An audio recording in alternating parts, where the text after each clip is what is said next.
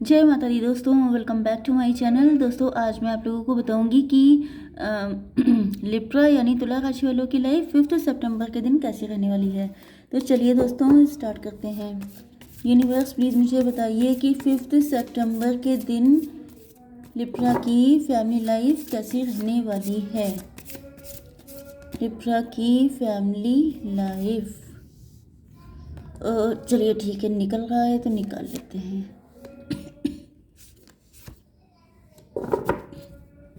Universe please मुझे बताइए कि लिब्रा की love life and marital life कैसी रहने वाली है 5 सितंबर के दिन। 5 सितंबर के दिन लिब्रा की love life and marital life.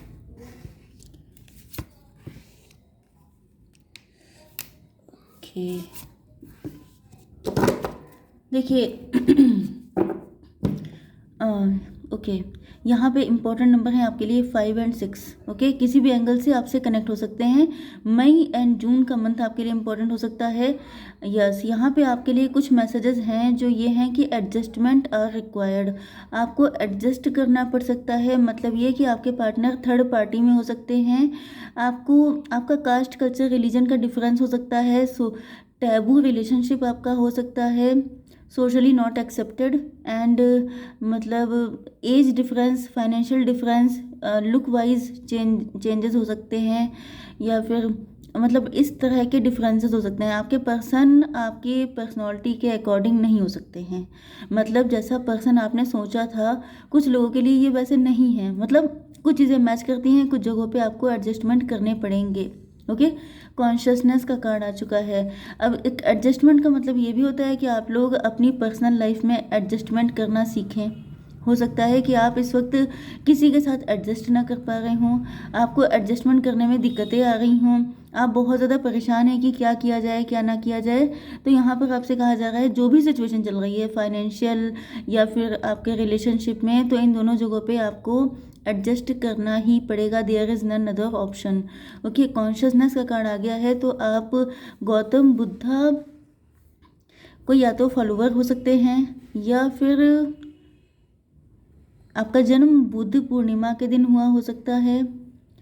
आप अवेकन हैं। ओके कॉन्शियसनेस आपकी बढ़ रही है। यस देखिए एडजस्ट करेंगे, बहुत सारी चीज़ों में एडजस्टमेंट करने पर ही आपकी कॉन्शियसनेस बढ़ती है, क्योंकि जितने चैलेंजेस आपकी लाइफ में आते हैं वो सब के सब आपको आपकी कॉन्शियसनेस को बढ़ाने के लिए, आपकी विजडम को बढ़ाने के लिए आते हैं। तो ये जो चीज़ें होंगी जहाँ पर आपको मैनेज करना पड़ेगा, चीज़ों को बैलेंस बिठाना पड़ेगा, एंड यही आपको और ज़्यादा वाइज बनाएगी। Okay emotions are running high. इस वक्त आपके इमोशन बहुत ज़्यादा हाई हो चुके हैं। या तो आप बहुत खुश हैं या तो बहुत दुखी हैं, क्योंकि मेरे ख्याल से कल कल था न्यू मून। ओके तो न्यू मून के बाद क्या होता है, इमोशन बहुत हाई रन कर रहे होते हैं। ओके एंड न्यू मून की खासियत क्या होती है कि जब न्यू मून के टाइम पे आपकी जो एनर्जी होती है वही एनर्जी आपकी रिफ्लेक्ट होती रहती है अगेन एंड अगेन। मतलब कि जैसे अगर आपके अंदर कोई दुख है तो वो उस दिन फूट के बाहर आ जाएगा, आप रोने लग जाएंगे। अगर आपके अंदर कोई खुशी है तो वो जैसे आप खिलखिलाने लग जाएंगे, बहुत खुश हो जाएंगे, बिल्कुल आपका डांस करने का मन करेगा। तो इस तरह से न्यू मून पे क्या होता है, एनर्जी का ब्लास्ट हो जाता है। जो चीज़ दिल में जैसे कि कचरा भरा है, जैसे किसी के लिए गुस्सा भरा है, तो आप उसको 10 बातें सुना देंगे। ये सब चीज़ें होती हैं। ओके तो नथिंगनेस, यहाँ पर आपसे कहा जा रहा है कि आपका माइंड ब्लैंक हो रहा है किसी चीज़ को लेकर के, एंड आपके मतलब आपको रास्ता नहीं दिखाई पड़ रहा है। जैसे आपके फाइनेंशियल इशू हैं, अब आप काफ़ी परेशान हैं, काफ़ी हार्ड वर्क कर रहे हैं, अपना 100% दे रहे हैं, लेकिन रिजल्ट 0 आ रहा है। तो आप बहुत दुखी हो रहे हैं, सोच रहे हैं मैं कैसे इसको मैनेज करूँ, क्या करूँ। एंड इस चीज़ में ये जो घुटन वाली कंडीशन होती है, इसमें इंसान रोने लगता है। आपकी लव लाइफ, मैरिटल लाइफ, आप बैलेंस करते करते परेशान हो गए हैं, आपको लग रहा है मैं कैसे क्या करूं। मतलब या तो पार्टनर आने का नाम नहीं ले रहा है, या आप उससे अलग नहीं हो पा रहे हैं, आप छोड़ भी नहीं पा रहे हैं, आप पकड़ भी नहीं पा रहे हैं, कुछ नहीं हो रहा है, तो भी रोना आता है। तो ये सिचुएशन हो सकती है, लेकिन आपसे कहा जा रहा है ये सब करने से कोई फ़ायदा तो है नहीं। बस ये है कि आप ये जो होना है वो तो होकर रहेगा, या तो रोना पड़ जाएगा, आंसू बह जाएंगे, या तो फिर आप मतलब जो भी इमोशन है, खुशी के या गम के, वैसे ज़्यादातर मुझे यहाँ पेनफुल सिचुएशन दिख रही है, क्योंकि रोने की एनर्जी मुझे ज़्यादा आ रही है कि रो लेंगे तो दुख निकल जाएगा, हल्के हो जाएंगे, लेके बैठेंगे तो वो डिजीज़ बन जाता है। तो मैं तो यही कहूँगी कि आप निकाल दीजिए जो कुछ निकल रहा है। किसी को बातें भी सुनानी है सुना लीजिए, क्योंकि अगर आप नहीं करेंगे तो वो आपके अंदर गुस्सा इकट्ठा होगा, आपके लिए दिक्कत होगी। Okay, energy is gaining momentum. यहाँ पे फिर से कंप्रोमाइज़ की एनर्जी आई है। यस, यहाँ पर दिख रहा है कि आप लोग काफ़ी ज़्यादा कंप्रोमाइज़ आपने किसी के साथ किया हो सकता है। यस, या तो आप कंप्रोमाइज़ कर रहे हैं या फिर आपको करना पड़ेगा। कंप्रोमाइज़ आपकी मेन एनर्जी आ रही है, एडजस्टमेंट, कंप्रोमाइज़, जितना है उतने में आपको खुश रहने की आदत डालनी ही पड़ेगी। The energy is gaining momentum.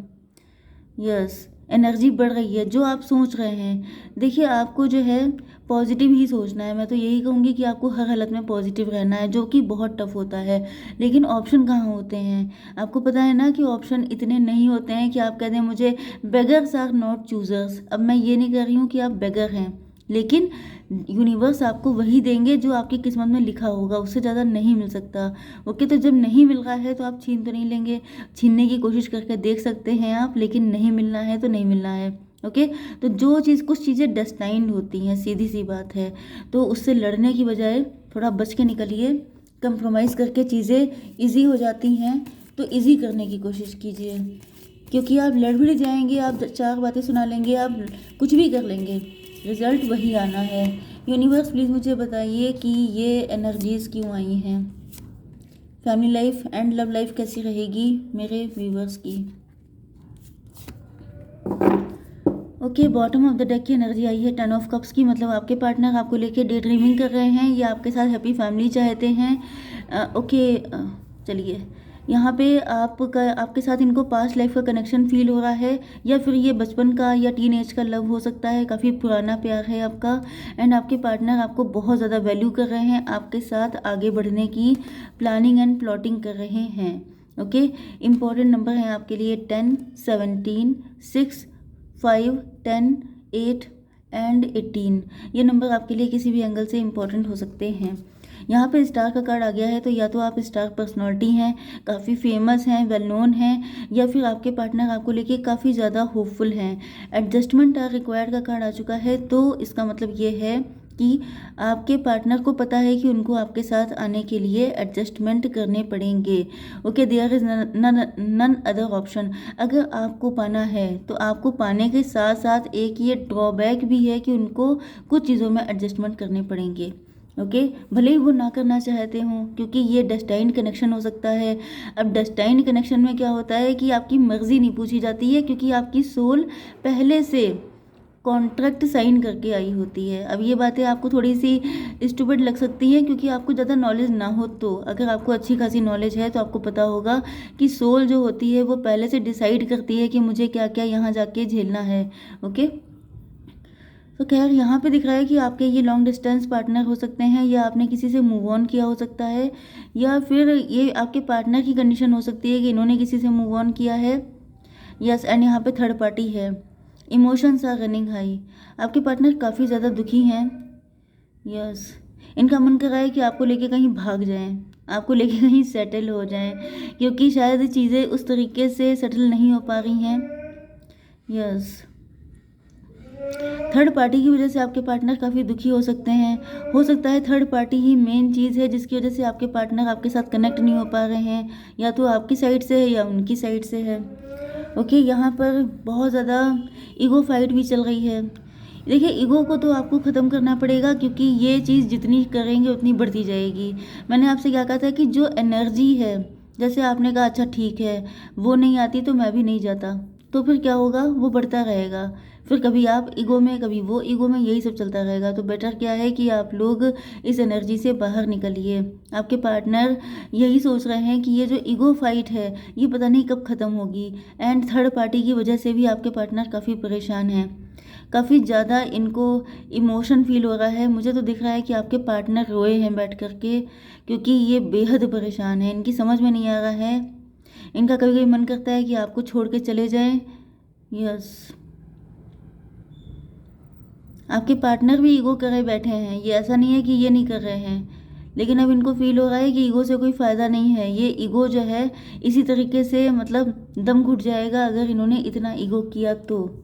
यहाँ पर 17 हो गया, 8 एंड 6 14, मतलब 5 10।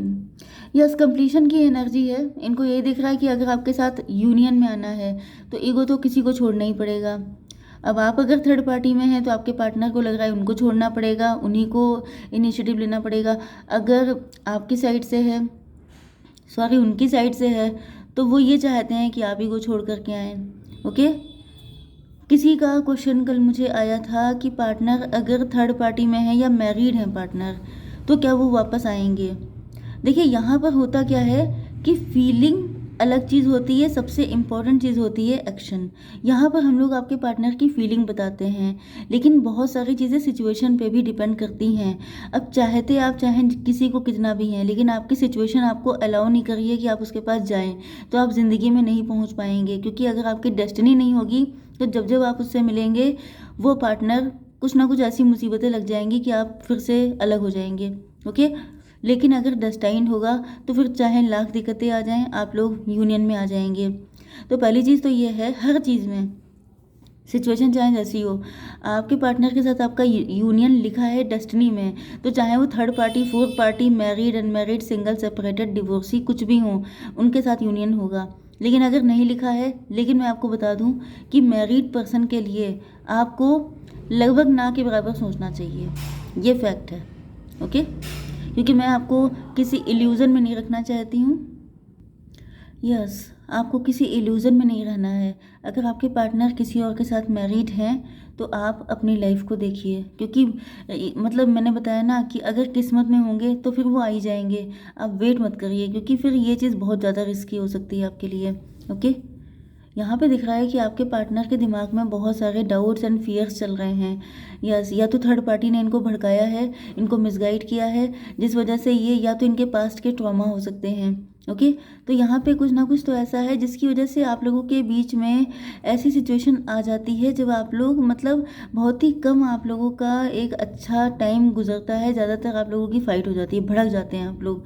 ओके, तो यहाँ पे आपके पार्टनर की कॉन्शियसनेस बढ़ रही है। इनको फील हो रहा है कि ये या तो इनके पास्ट के ट्रॉमा हैं जो इस रिलेशन को ख़राब कर रहे हैं, या तो फिर ये कोई थर्ड पार्टी है जो अपना रोल मतलब गंदा वाला रोल प्ले कर रही है, या तो थर्ड पार्टी की रियलिटी इनके सामने आ चुकी है एंड ये बहुत दुखी हैं कि इन्होंने थर्ड पार्टी पे क्यों ट्रस्ट किया। ओके, थर्ड पार्टी को ये छोड़ भी नहीं सकते हैं, इसी वजह से यहाँ पे एडजस्टमेंट लिखा है कि एडजस्टमेंट तो उनको करना ही पड़ेगा। थर्ड पार्टी के साथ साथ आपको लेके चलना पड़ेगा। मतलब थर्ड पार्टी तो इनके लिए एक मजबूरी जैसी है, लेकिन आपके लिए इनके दिल में चाहत है, क्योंकि ये स्टार का कार्ड है। मतलब आप देख रहे हैं कि यहाँ पे मून है, यहाँ पे स्टार है, आपको लेके होपफुल हैं। थर्ड पार्टी इनके कर्मा है या पास्ट लाइफ का कोई ऐसा डिसीजन हो सकता है। ओके, इनको दिख रहा है कि ये सब फाइट की वजह से ही आप इनसे दूर हो गए हैं एंड अब आपके पार्टनर बिल्कुल ब्लैंक हालत में हो गए हैं। ये 8 एंड 5 13 कनेक्शन बिल्कुल ख़त्म हो गया है। इनको लग रहा है जैसे कुछ बचा ही नहीं है। यस, थर्ड पार्टी का इम्पैक्ट इनकी लाइफ में कुछ ऐसा रहा है जिसने इनको बिल्कुल ब्लैंक कर दिया है। कोई नेगेटिव एनर्जी भी हो सकती है, या तो आपके ऊपर या आपके पार्टनर के ऊपर, क्योंकि यहाँ पे इतना कालापन, इतनी ब्लैक एनर्जी पॉसिबल है कि आप लोगों में से किसी एक के ऊपर कोई ब्लैक मैजिक भी हो सकता है, जिसके वजह से ये दिक्कतें और बढ़ रही हैं। ओके, यस, आपके पार्टनर को दिख रहा है कि यस आपके अंदर बहुत ज़्यादा ट्रस्ट इश्यूज आ चुके हैं, इस वजह से आप कंप्रोमाइज़ नहीं करना चाहते हैं। यस, क्योंकि इनको दिख रहा है कि आपने शायद अपनी ज़िंदगी में बहुत कंप्रोमाइज़ किए हैं, उसके बाद भी लोगों ने आपको इतना पेन दिया है कि अब आपके अंदर और ज़्यादा लड़ने की ताकत ख़त्म हो चुकी है, और ज़्यादा अब आप कंप्रोमाइज़ नहीं कर सकते, और ज़्यादा मतलब जैसे आप देख रहे हैं ना कि इस इंसान की से क्या आप एक्सपेक्ट कर सकते हैं कि ये खड़े होकर फिर से फाइट करेगा। तो बस इनको यही दिख रहा है कि अब आप थक गए हैं, 7 नंबर आ चुका है। ये तो यही चाहते हैं कि आप इनको एक्सेप्ट कर लें, मतलब सपने देख रहे हैं लेकिन इनको हालात बिल्कुल भी एक्सेप्टेबल नहीं लग रहे हैं। ओके गाइस, जय माता दी।